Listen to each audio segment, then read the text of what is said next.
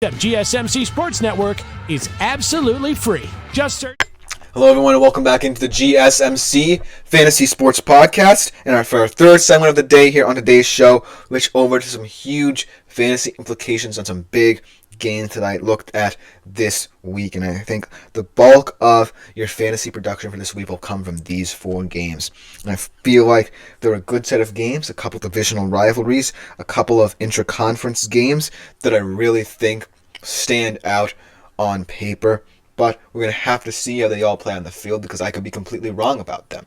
For example, one of these games was on my list a couple of weeks ago, and it completely proved me wrong in how it played out. So I'm going to have to take my word for gospel, but I'm just going to be keeping my eye on this game in terms of specific fantasy production from specific players and specific units as well. So without further ado, let's jump right into it, starting off with the game that I'm repeating here after a 2-week hiatus on this list. It's Seahawks-Cardinals, the second iteration of this game over the past 3 weeks.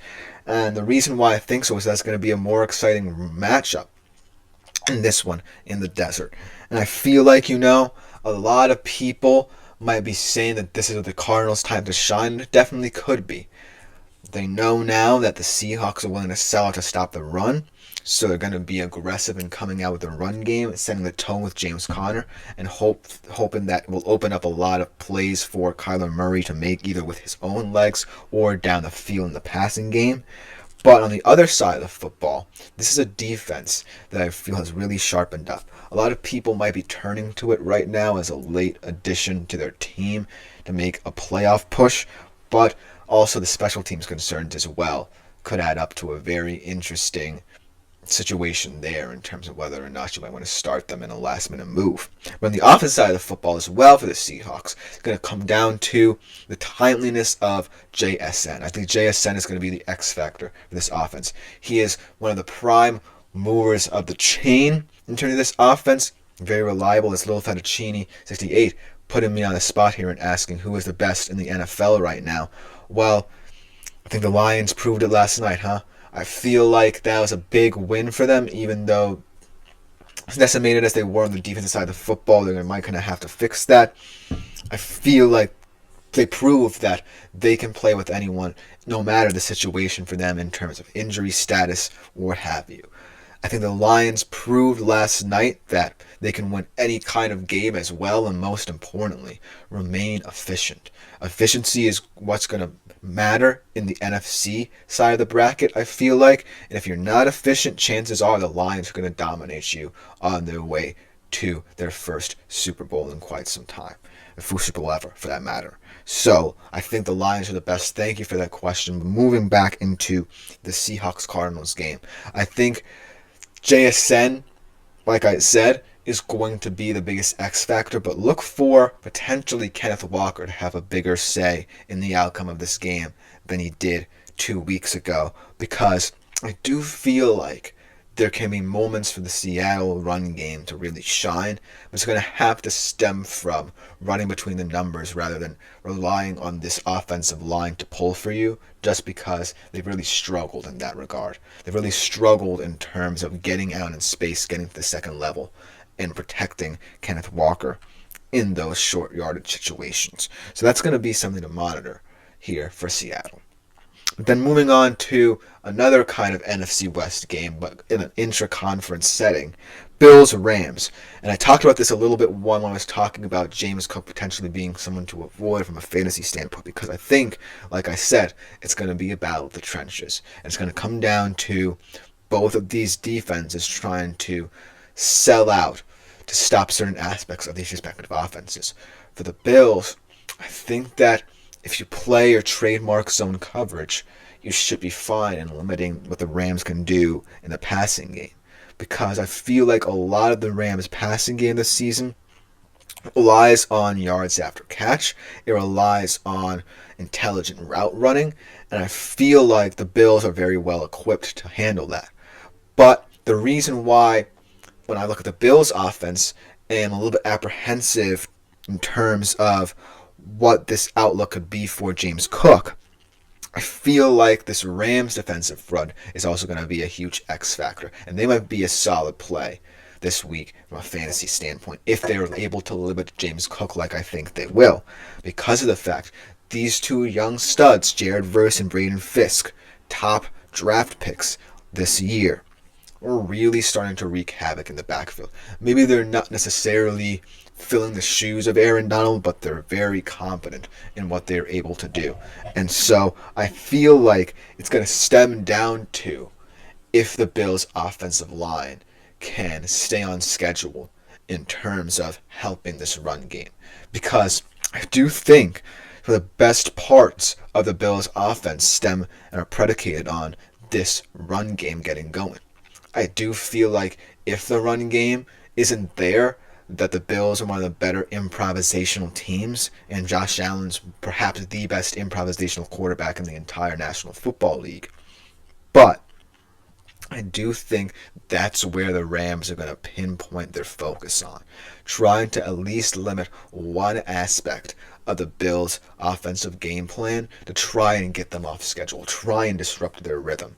And that's where I kind of feel like this game is going to be won or lost, because granted, a lot of people might say this is an easy game for the Bills, but I really don't think it is, because the Rams are playing a physical style of football, and they are a team you not want to see hot in these December months, because if they make the playoffs, if they win the NFC West, then chances are they can make a very shockingly deep playoff run. They're peaking at the right time on the defensive side of the football, and it's a matter of this offense really clicking and trying to put up as many points as possible against the NFL's elite, because they have one of the easier schedules in the NFC West. They could potentially win out, but it's a matter of continuously developing week in and week out on the defensive side of the football, and they could be a fun team to monitor come playoff time. But on the Bills side of things, it's just about being yourself. It's just about doing what you need to do to win this football game. And there's no better team in the NFL in my mind at doing that than Buffalo, outside of perhaps the Lions. We'll have to see how the Lions operate when Jared Goff has to perform out of structure in the playoffs. I'll leave it at that. Then the next one, kind of an underrated game in the weekend slate. Another divisional rivalry. Not many people might be paying attention to this one. But the Jets going up against the Dolphins, trying to make a last-minute playoff push here, trying to steal a wild card spot. They're going to have to win perhaps all of their games to even get to that point, to even be in that conversation. But I think they're capable of it when Tua and this offense are clicking. But on the Jets side of things, we've seen this team take advantage of others' mistakes. We saw it last week against Seattle. This is going to be more of an opportunistic team on the stretch here. I think that it's going to be weird trying to call them and justify calling them spoilers, because they haven't looked like spoilers these past couple of weeks. But ultimately, I think in this divisional matchup, it's going to come down to the timeliness of the defense's play. It's going to come down to what Aaron Rodgers can do in certain situations, and ultimately how this team operates under pressure, because chances are Tua's going to put up a lot of points on the board. It's going to be up to you to really try and limit what he can do when you have the football, because if you play the ball retention game, it's going to be difficult in terms of putting up as many points as you want to try and make this a game. But if Aaron Rodgers proves that those throws that he was missing on can be hit, if he proves that some of the things we see from him out of structure can be to the Jets' advantage, then we might have a game here.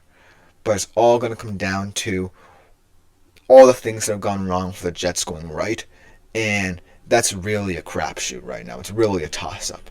And so, as much as I want to justify Rodgers spoiling the fun here, I think that the only reason I'm this high on this game from a fantasy standpoint is because it was a divisional matchup and anything can happen.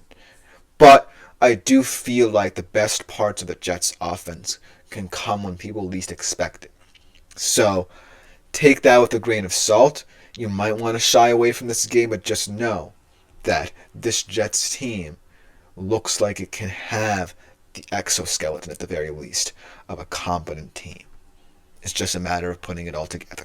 And the last game that I want to talk about for this Sunday slate, actually the last game on Sunday, perhaps the best game of Sunday, a big one in the AFC West. We talked about this a little bit. We're going to continue to talk about it to conclude today's show. Chargers, Chiefs.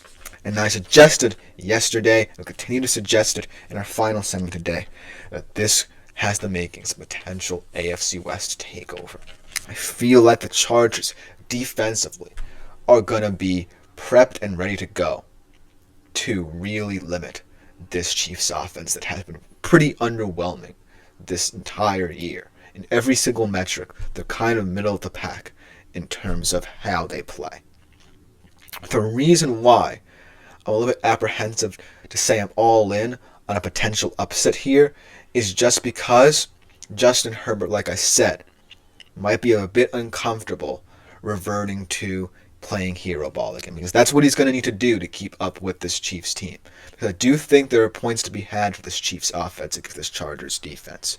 It's going to be difficult to come by, but there are moments where this Chargers defense looks vulnerable. Remember, they're playing with 2 rookie corners in Cam Hart and I believe it's Alohi Gilman. So they're going to want to put pressure on them as much as possible. And they have field stretchers to do that. They have a guy like Xavier Worthy who's not afraid to get vertical. They have players underneath that they can rely upon in terms of yardage to catch, like Travis Kelce. And they're also going to want to incorporate Isaiah Pacheco a little bit more, now that he's back, into their run game. So there are going to be a lot of different things the Chargers are going to have to look at on the defensive side of the football.